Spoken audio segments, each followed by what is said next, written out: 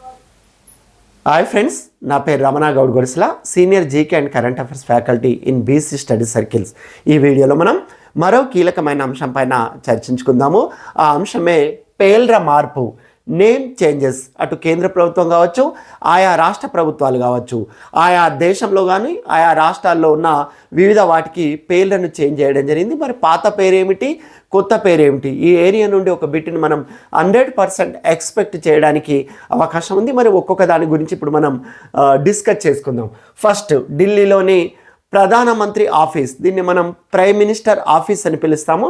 So prime minister ఆఫీస్ను ప్రస్తుతం సేవా తీర్థ్గా పిలవడం జరుగుతుంది.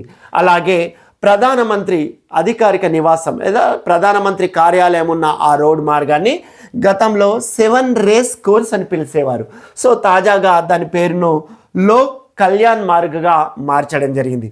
అలాగే గవర్నర్ యొక్క అధికారిక నివాసాన్ని గతంలో మనం రాజ్ భవన్ అని పిలిచేవారం. రాజ్ భవన్ అంటే దాని కాన్సెప్ట్ ఏంది, రాజులు ఉండే భవన్. సో ఇది రాజరిక పాలన కాదు కాబట్టి సో ఆ పేరును రాజ్ భవన్ పేరును లోక్ భవన్గా మార్చడం జరిగింది.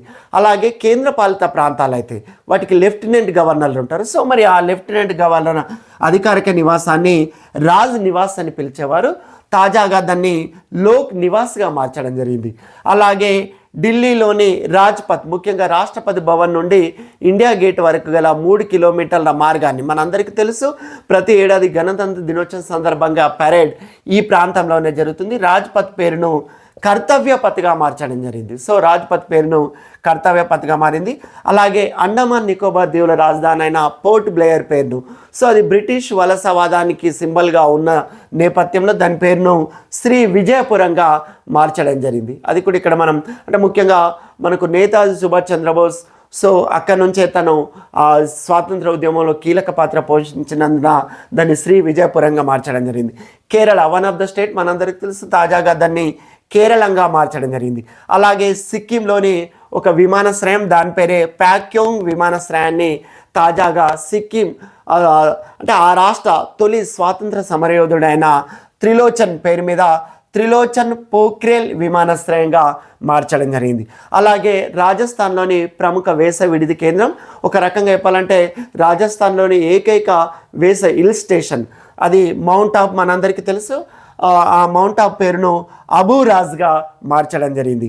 అలాగే మనకు రాజస్థాన్లోని మరో 2 నగరాలు, ఒకటి కమాన్ను కామ్వాన్గా, అలాగే జహాజ్పూర్ను యజ్ఞాపూర్గా మార్చడం జరిగింది.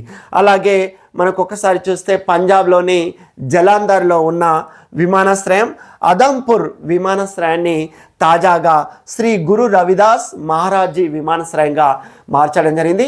100% చెప్తున్నాను, ఈ ఏరియా నుండి ఒక బిట్ని మనం ఎక్స్పెక్ట్ చేయడానికి అవకాశం ఉంది. మరిన్ని వీడియోస్ కోసం మా యూట్యూబ్ ఛానల్ను సబ్స్క్రైబ్ చేసుకోవాల్సిందిగా కోరుతున్నాం. So all the best.